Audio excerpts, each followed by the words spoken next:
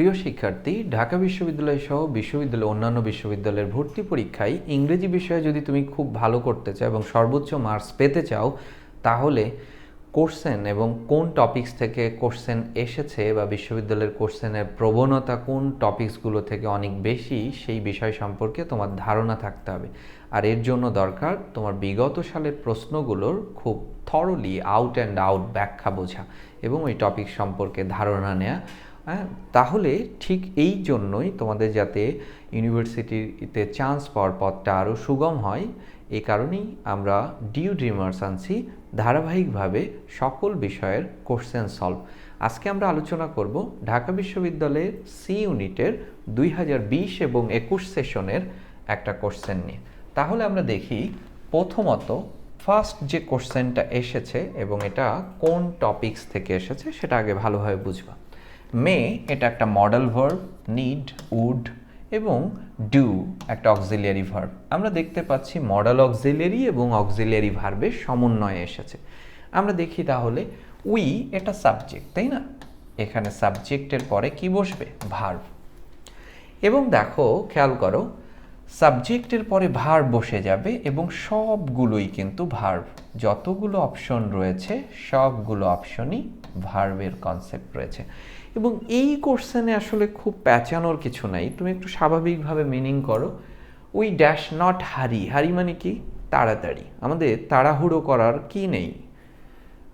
We have got plenty of time. আমাদের হাতে প্রচুর সময় আছে। যেহেতু আমাদের হাতে প্রচুর সময় আছে, তাহলে আমাদের তাড়াহুড়ো করার কি নেই, নিশ্চিত দরকার নেই। উই নিড নট হারি। তাহলে এখন দেখো, খেয়াল করো, B option correct form. Need নিয়ে আমরা আরেকটু কথাবার্তা বলি। নিডের সাবজেক্ট যখন ব্যক্তি হয়, নিডের সাবজেক্ট যখন কি হচ্ছে?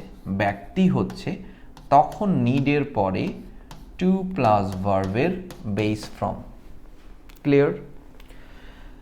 নিডের সাবজেক্ট যখন বস্তু হচ্ছে, তখন নিডের পরে ভার্বের আইএনজি ফর্ম ব্যবহার করতে পারো, অথবা টু বি ভার্বের থার্ড ফর্ম ব্যবহার করতে পারো। নিডের সাবজেক্ট যখন ব্যক্তি হবে, তখন নিডের পরে টু প্লাস ভার্ব ইনফিনিটিভ। ক্লিপস্টোফেলের এক্সারসাইজ নাম্বার 15 থেকে বলতেছি। এই যে ক্লিপসের রেফারেন্স 15, এই বইটা সম্পর্কে অনেকেই বিভিন্ন নেতিবাচকতা, যে এই কঠিন বই, হ্যান ত্যান, দেখতেই পাচ্ছ প্রশ্নগুলো, সোর্সগুলো বলতেছি। ক্লিপস্টোফেলের এক্সারসাইজ নাম্বার 15, পেজ নাম্বার আমি যদি ভুল না বলে থাকি 91। তাহলে এই বইটা কিন্তু পূর্ণাঙ্গভাবে ঢাবি স্বপ্নপূরণ 3.0তে পুরোপুরি, এবং খুব 3 সপ্তাহ লাগবে না, 3 সপ্তাহের মধ্যে এটা আমরা শেষ করে ফেলবো। লাগবে না, খুব ভালোভাবে যদি একবার লেকচার শেষ করার পরে এটা নিয়ে একদম একটা লেকচার দেওয়া হবে। কোশ্চেন দেখতে পাচ্ছ যে হুবহু প্রায় আসতেছে, ঠিক আছে? তাহলে নিডের সাবজেক্ট যখন ব্যক্তি হবে, তখন নিডের পরে infinitive, they need to go there. নিডের সাবজেক্ট যখন বস্তু হবে, ইনঅ্যানিমেট হবে, তখন নিডের পরে ভার্বের কি? আইএনজি অথবা টু বি ভার্বের third. The grass needs cutting or the grass needs to be cut.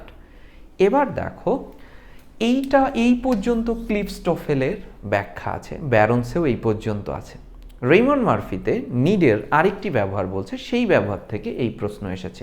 রেইমন্ড Murphy বলতেছে নিডের সাবজেক্ট ব্যক্তি হোক অথবা বস্তু হোক, অ্যানিমেট অর ইনঅ্যানিমেট, এই নিডের পরে যদি নট থাকে, তাহলে ভার্বের base form. They need not go there. They need, দেখো নিডের সাবজেক্ট কি ছিল? দে, ব্যক্তি ছিল।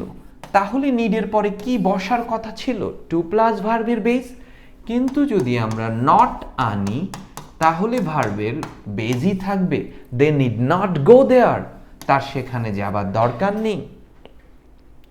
এই জন্য বলতেছে উই নিড নট, এই যে নট, হারি ভার্বের বেস, এই কারণে আমরা নিডটাকে নিয়েছি। উই নিড নট হারি, আমাদের তাড়াহুড়ার দরকার নেই।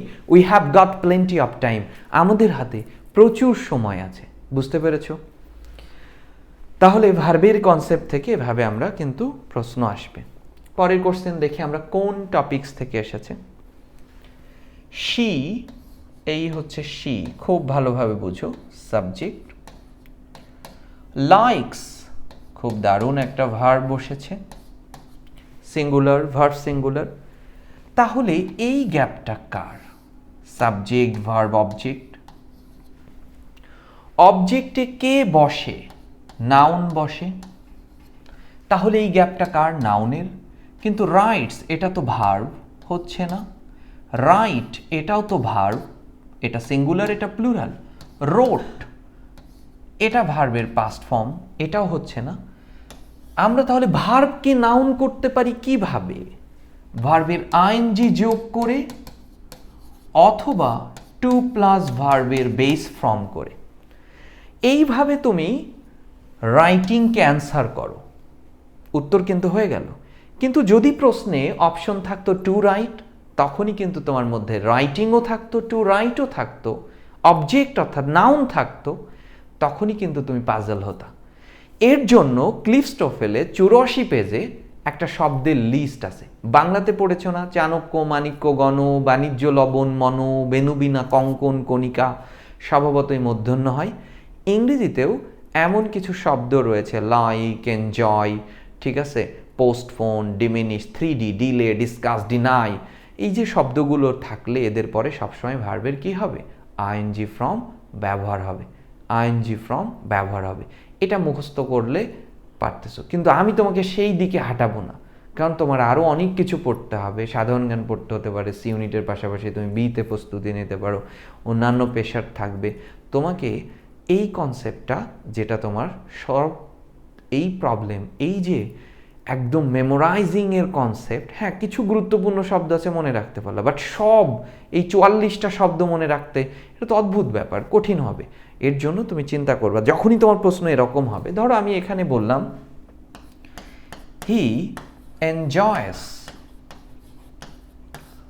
Watch the movie. খুব ভালোভাবে বুঝো। এখন তুমি এই কনসেপ্টটা দেখো তো, এটা সাবজেক্ট, এটা ভার্ব। এনজয়ের পরে ভার্বের আইএনজি বসবে, এটা মনে রাখতে পারলে মোস্ট ওয়েলকাম। যদি না হয়, বা আমি চাচ্ছি যে তুমি পেশা নিও না, খুব গুরুত্বপূর্ণ 3-4টা শব্দ তুমি সেটা মনে রাখলা। এবার দেখো, এনজয় একটা ভার্ব, ওয়াস একটা ভার্ব, দুটো ভার্ব কিন্তু পরপর বসেছে, ক্লিয়ার? এবার তুমি চিন্তা করবা এই দুটো ভার্বের মধ্যে কোন কাজটি আগে ঘটেছে। আগে উপভোগ করেছে নাকি আগে দেখেছে? আগে দেখেছে নাকি আগে উপভোগ করেছে? Clear concept? আবার ধরো, they want go to cinema. এটা সাবজেক্ট, ওয়ান্ট ভার্ব, গো একটা ভার্ব। চাওয়া আর যাওয়া, এই দুটোর মধ্যে কোন কাজটি আগে ঘটেছে? আগে চেয়েছো নাকি আগে গিয়েছো? অবশ্যই তুমি ঢাবি স্বপ্নপূরণ ভর্তি, এই যে 3.0-তে তোমার অবশ্যই আগে ভর্তি হওয়ার ইচ্ছাটা পোষণ, আগে চাইতে হবে, তারপর তুমি এই মুগ্ধকর ক্লাস তুমি পেতে পারো। আগে তোমার চাওয়া, তারপরে কিন্তু ক্লাস। চাওয়া এবং যাওয়া, এই দুটোর মধ্যে কোন কাজটির আগে ঘটেছে? অবশ্যই চাওয়া, তারপর তুমি গেছো। তার মানে যাওয়ার কাজটি কি? পরে। যাওয়ার কাজটি পরে। এবং আগে উপভোগ করেছো না আগে দেখেছো? না দেখে কেমনে উপভোগ করবো? অবশ্যই আগে দেখবা। তাহলে এই যে দেখা, এই দেখার কাজটি কিন্তু আগে। পরপর যদি দুটো ভার্ব বসে, এই সেকেন্ড ভার্বটির কাজ যদি আগে হয় তাহলে জেরান্ড, আর যদি পরে হয় তাহলে ইনফিনিটিভ, টু প্লাস ভার্বের বেস, টু গো। ওয়াশিং। এবার তুমি চিন্তা করো তো, শি লাইকস, এখানে আমি দিলাম রাইট, সব জায়গায় যেহেতু রাইট আছে। সে, দেখো খেয়াল করো, লং ইমেল লিখতে পছন্দ করে। পছন্দ করার কনসেপ্টটা তো পরে, আগে লেখালেখি তার অভ্যাস থাকতে হবে, তাই না? তারপর সে কি লিখবে? কবিতা লিখবে না গান লিখবে না দ্রোহের গান লিখবে? আগে লেখার কনসেপ্ট, তারপরে পছন্দ না অপছন্দের ব্যাপারটা বেশ পরে। তাহলে এই রাইটের কাজটি আগে ঘটেছে। Then gerund writing, she likes writing long emails. Subject, verb, object, অবজেক্টে কে বসবে? নাউন। নাউন দেখতে কেমন? পিওর নাউন পেলে তো মোস্ট ওয়েলকাম, পাইনি আমরা, সবগুলোই ভার্ব পেয়েছি।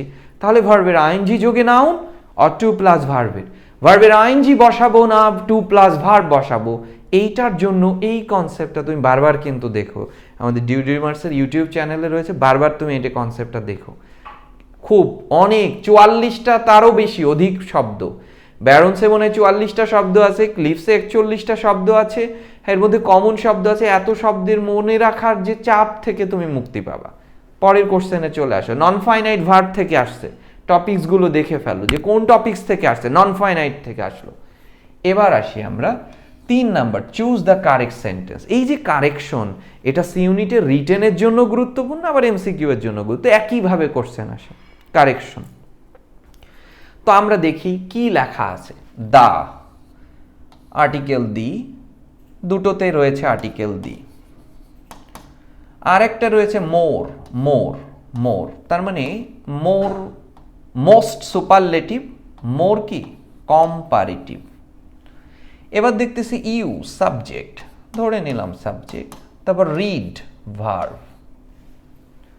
এই প্রশ্নটা এসেছে ডাবল কম্পারেটিভ থেকে, ডাবল কম্পারেটিভ অ্যাডজেক্টিভের টপিকস, ডাবল কম্পারেটিভ। খুব দারুণভাবে পড়াবো এই কনসেপ্টটা, ডাবল কম্পারেটিভ। দেখো, article the, comparative, subject, verb. খেয়াল করো, the sooner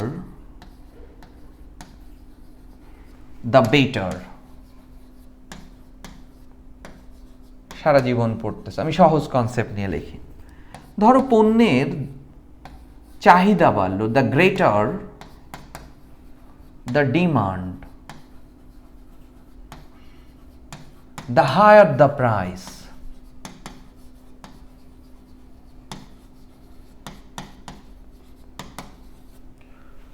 the more you read the more you learn। সবসময় কিন্তু সবসময় আমি তোমার প্রচলিত কনসেপ্ট বলতেছি। the more you read the more you learn।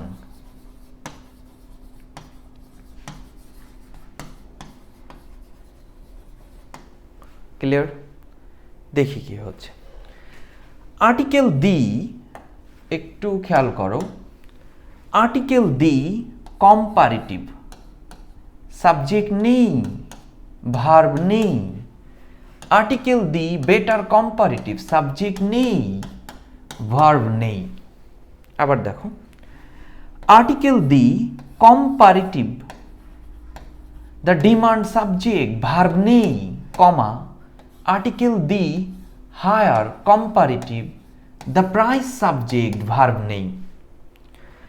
Article the more comparative, you subject, read verb, পুরো কোরাম পূরণ হয়েছে।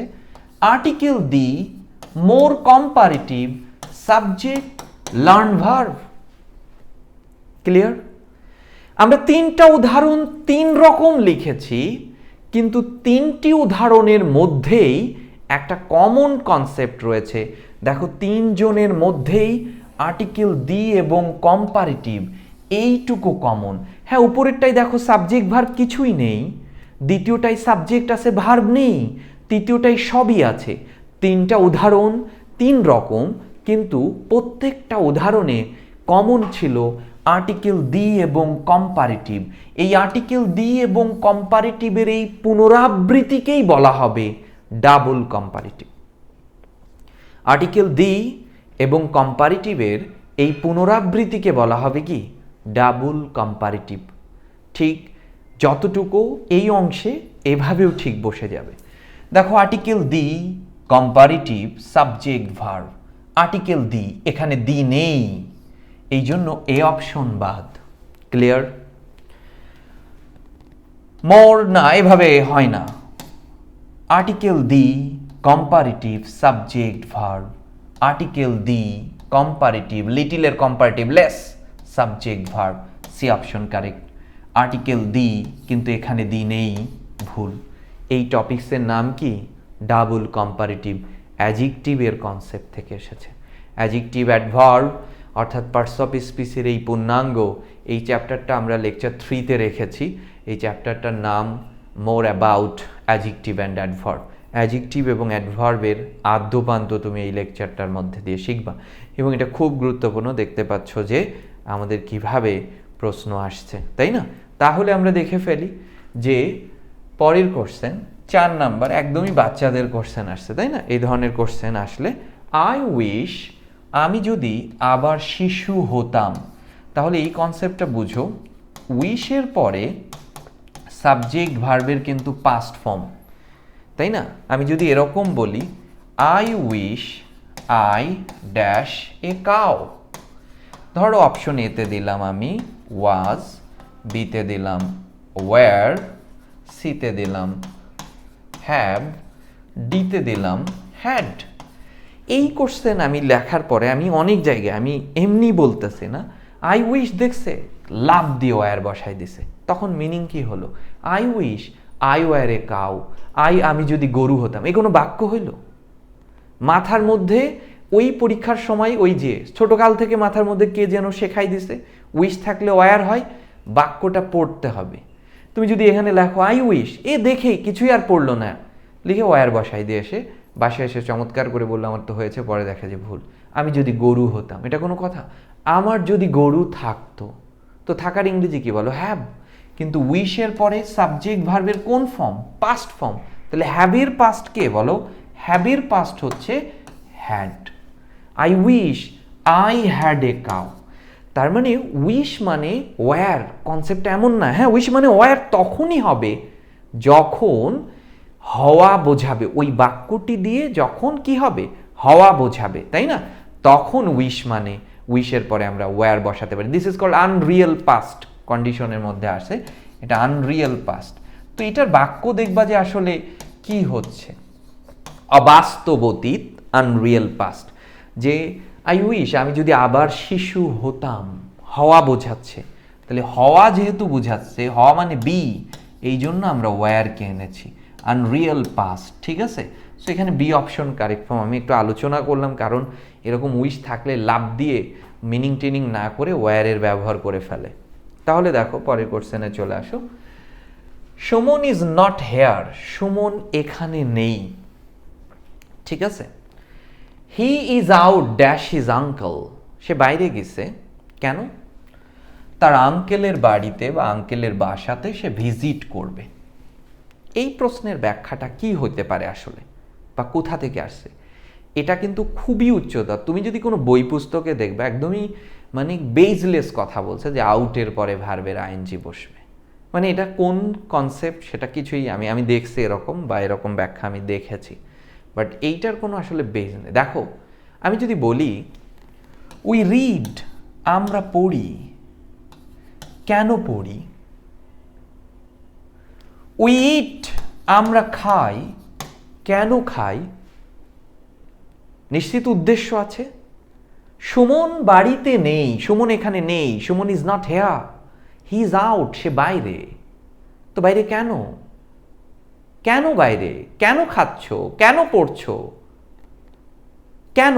কেন উদ্দেশ্য বোঝাচ্ছে। তার মানে এখানে একটা উদ্দেশ্য লুকিয়ে আছে।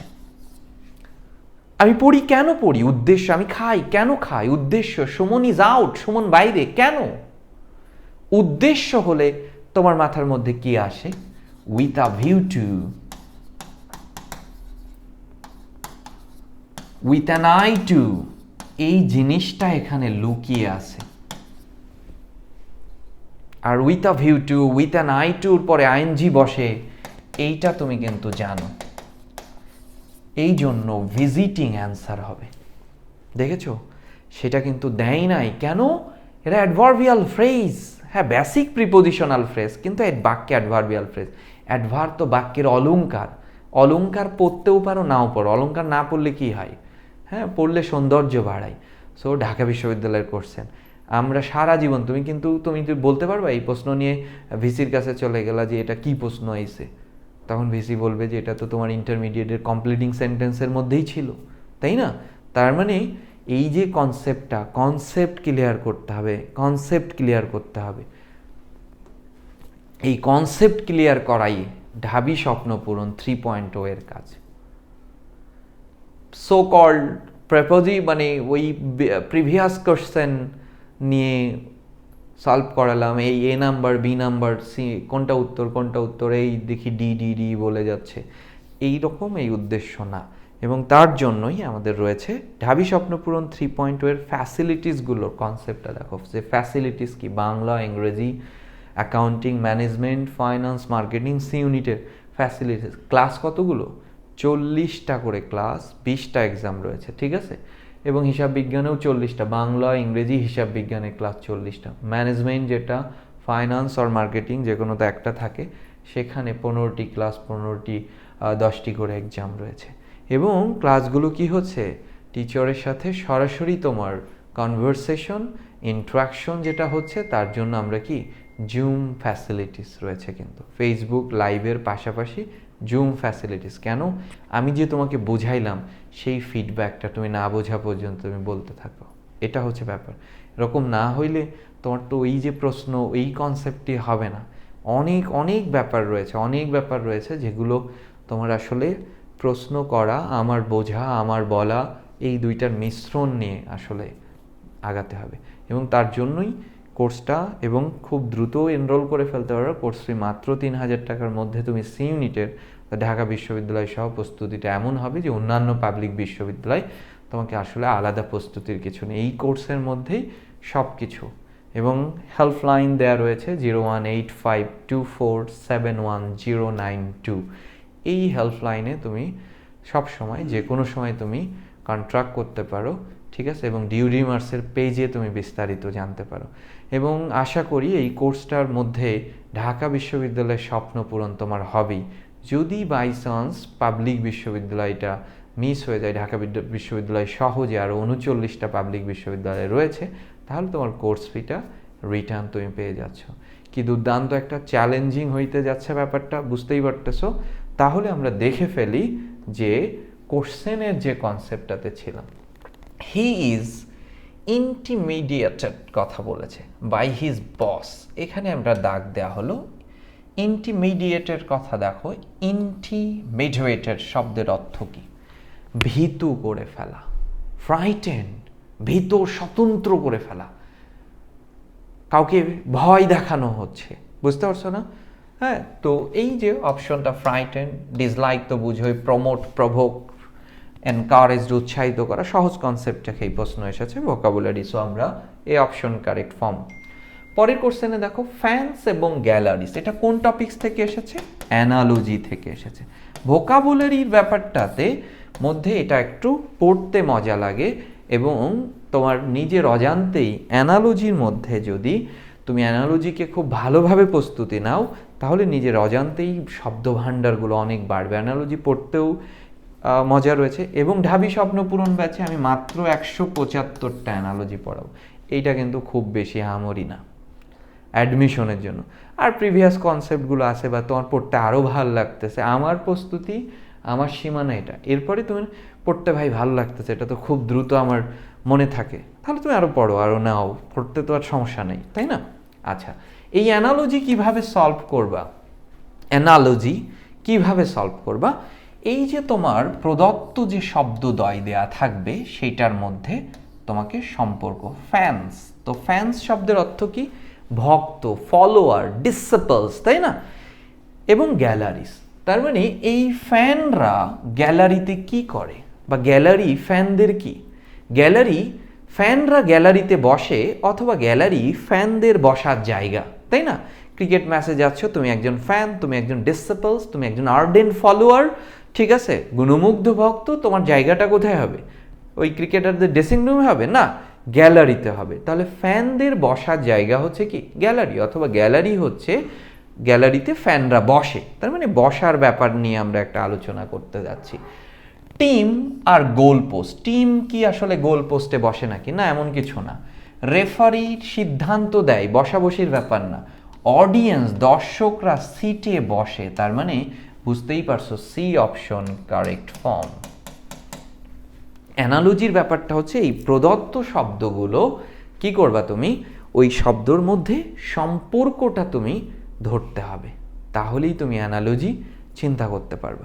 আমি ধরো এখানে বললাম এগ, ডিম, ওভাল।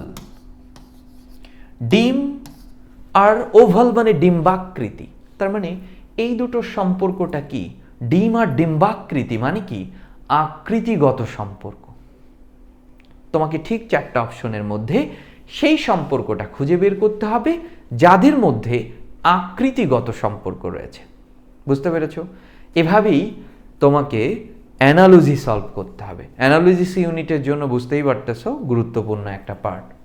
তাহলে দেখো, which word is wrongly spelled, নিচের কোন শব্দটি ভুল বানান আছে, তার মানে স্পেলিং থেকে এসেছে। আমরা দেখি ডিসিভ, ঠকানো, প্রতারণা, DECEIV, রিসিভ, রিসিড, রিসিড শব্দের অর্থ এটাও কিন্তু খুব আসে, লেসন, কমানো, রিট্রিট, পিছিয়ে আসা, ঠিক আছে, ডিমিনিশ, ডিক্রিজ, রিট্রিট, রিসিড, চলে আসা।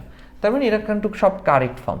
রেসিপ্ট, যেটাকে আমরা রসিদ বলে থাকি, রসিদ, তাই না? Money receipt, money receipt, RECEIPT, receipt, money receipt, ঠিক আছে। এবং যেটা যে কি হচ্ছে, স্পেলিংয়ের জন্য একটা চমৎকার লেকচার শিট থাকবে, ওইটার উপর কন্টিনিউয়াসলি কিন্তু দেয়া থাকবে এবং তুমি খুব দারুণভাবে ওইগুলো আয়ত্ত করলে আসলে পুরো বানান কিন্তু কমন পেয়ে যাবে ইনশাল্লাহ। তাহলে দেখো স্পেলিং থেকে আমাদের কিন্তু কোশ্চেন রয়েছে। দ্য গিফট ওয়াজ র্যাপড, তার মানে এটা ধরো আমি তোমাকে একটা পেন গিফট করলাম, একটা পেন, এইটা ব্লু পেপার অর্থাৎ নীল পেপার দিয়ে এমনি জড়াইলাম, এমনি দিলাম, পেনটা কিন্তু এখানে রয়েছে, ওই নীল পেপারের মধ্যে রয়েছে কিন্তু। তাহলে মধ্যে থাকলে প্রিপোজিশন কি হবে? In, wrapped in. প্রিপোজিশন কিন্তু খুব গুরুত্বপূর্ণ কনসেপ্ট। দেখো তাহলে আমরা এবার দেখো, I will take my driving test, in কে প্রিপোজিশন, অ্যাবাউট কে প্রিপোজিশন, ফর কে, অন কে প্রিপোজিশন। তাহলে I will take my driving test কবে দিবা? এই সপ্তাহের মধ্যে, গণনাযোগ্য সময়ের আগে প্রিপোজিশন ইন বসে। গণনাযোগ্য সময়ের মধ্যে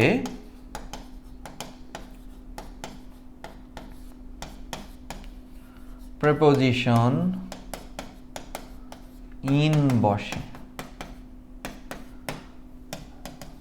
ইন আ উইক, নির্দিষ্ট সময়ের মধ্যে কোনো কাজ, আবার ব্যাখ্যাটা এভাবেও হতে পারো, নির্দিষ্ট সময়ের মধ্যে কোনো কাজ সম্পন্ন হওয়াতে। I will complete my lesson within an hour, আমি 1 ঘন্টার মধ্যেই আমার সব পড়া শেষ করে ফেলবো। I will come back within 2 hours, আমি 2 ঘন্টার মধ্যেই ফিরে আসব। নির্দিষ্ট, উইদিন, উইদিন বসে নির্দিষ্ট সময়ের মধ্যে কোনো কাজ সম্পন্ন হতে। উইদিন যখন বসে, দেখো উইথ একটা প্রিপোজিশন, ইন একটা প্রিপোজিশন, দুটো প্রিপোজিশন মিলে হয়েছে উইদিন অর্থাৎ কম্পাউন্ড প্রিপোজিশন। এই কম্পাউন্ড প্রিপোজিশনের শেষ অংশটাকে আবার নেওয়া যেতে পারে ইন। গণনাযোগ্য সময়ের আগে ইন ব্যবহার হতে পারে। প্রিপোজিশনের উপরে কিন্তু খুব ভালোভাবে তোমার ধারণা নিতে হবে। খেয়াল করো, দ্য পেশেন্টস ব্লাড প্রেশার ওয়াজ, বিভার্বের পরে অ্যাডজেক্টিভ বসে যাবে। নাউনকে মডিফাই করে অ্যাডজেক্টিভ, অ্যাডজেক্টিভকে মডিফাই করে অ্যাডভার্ব, এরকম একটা ধারণা আসে। আমরা দেখি অপশন, সো, মাস্ট, টু মোর, আচ্ছা, সো দ্যাট, টু, অ্যাজ, এদের মাঝে অ্যাডজেক্টিভের একক আধিপত্য, অ্যাডজেক্টিভ ব্যতীত কেউ বসবে না, এদের মাঝে অ্যাডজেক্টিভের একক আধিপত্য। তাহলে অ্যাডজেক্টিভকে মডিফাই করে কারা? Adverb, so adverb, too adverb, as adverb, too, so that, না এটা হচ্ছে না। তাহলে তার blood pressure was too high to ignore, too high to ignore, এগুলো দেখলেই তুমি কিন্তু পেরে যাবে। অ্যাডজেক্টিভের চ্যাপ্টার থেকে কিন্তু দেখতে বারবার কিন্তু কোশ্চেন আসতেছে। What is the right synonym of hostile? Hostile শব্দটি আমাদের টেক্সট বই থেকে এসেছে, টেক্সট বুক থেকে। তোমাদের শর্ট সিলেবাসে এই চ্যাপ্টারটা নাই, কিন্তু আমাদের পড়তে হবে অ্যাডমিশনের জন্য পিস অ্যান্ড কনফ্লিক্ট থেকে, কারণ এখানে খুব দারুণ দারুণ কিছু শব্দ আছে। হোস্টাইল মানে শত্রুতার কথা বলছে, ফ্লেক্সিবল মানে নমনীয়, হ্যাপি মানে সুখী, আনফ্রেন্ডলি মানে তো বুঝোই, ইনডিফারেন্ট মানে উদাসীন। তো সিনোনিম তো বুঝতেই পারছো, আনফ্রেন্ডলি। তাহলে হোস্টাইল শত্রুতা মানে ফ্রেন্ডলি না, বন্ধুবৎসল না, আনফ্রেন্ডলি, এভাবেই তো হচ্ছে, তাই না? তাহলে তোমাকে কি কি আসতেছে? স্পেলিং, ভোকাবুলারি, প্রেপোজিশনের দৌরাত্ম্য রয়েছে, গ্রামারের মধ্যে আমরা পার্টস অফ স্পিচের কনসেপ্ট এবং সবচেয়ে বেশি দেখতেছি, তাই না? প্রশ্ন পাওয়ার সাথে সাথেই প্রশ্ন এই অ্যানালাইজগুলো আমরা যে করতেছি, কারণ হচ্ছে কোন কোন জোন তোমাকে, গরুর মতো পড়লে তো হবে না, কোন জোনগুলোর প্রতি তোমাকে খুব তীক্ষ্ণ দৃষ্টি দিতে হবে, বেশি বেশি পড়তে হবে, সেটার আদ্যপান্ত জানতে হবে। সেইটার জন্যই আসলে এই কোশ্চেন অ্যানালাইসিসটা খুব গুরুত্বপূর্ণ, যা তুমি পাচ্ছ ধারাবাহিকভাবে ডিউ ড্রিমার্সের ইউটিউব চ্যানেলে। এবং ঢাবি স্বপ্নপূরণ ব্যাচ 3.0-তে আমি তোমাদের তারেক ভাইয়া থাকবো পুরো ইংরেজি জার্নিতে, এবং খুব দারুণ একটা প্রস্তুতি হতে যাচ্ছে, যা তোমার ঢাকা বিশ্ববিদ্যালয় সহ অন্যান্য পাবলিক বিশ্ববিদ্যালয়ে ভর্তি কে আরও চান্স পাওয়ার পথকে আরও সুগম করবে। এবং তুমি কি কি পাচ্ছ কোর্সে? বাংলা, ইংরেজি, অ্যাকাউন্টিং, ফাইন্যান্স, ম্যানেজমেন্ট, এই সব সাবজেক্টের অর্থাৎ সি ইউনিটের পূর্ণাঙ্গ কোর্স পাচ্ছ, তাই না? মাত্র 3,000 টাকাতে তুমি ডিউ ড্রিমার্সের পেজে অথবা ইউটিউবে, এবং তুমি কোনো কোশ্চেন যদি বুঝতে না পারো, কোশ্চেনের ভিডিওর নিচে অবশ্যই লিঙ্ক করবা, অবশ্যই তুমি কমেন্ট জানাবা, তোমার মতামত জানাবা, সেটা অবশ্যই আমরা দেখব এবং ওই বিষয় নিয়ে আরও বিস্তারিত ভিডিও দেওয়ার চেষ্টা করব, সবসময় থাকবে। ডিউ ড্রিমার্স তোমার অ্যাডমিশন জার্নি সবসময় তোমার পাশে আছে, এবং অবশ্যই ভর্তি পরীক্ষাটা অনেক স্মুথ যাতে হয় সেই দিকে আমরা সবসময় সদা সচেষ্ট থাকবো। ঠিক ভালো থাকবা, আল্লাহ হাফেজ।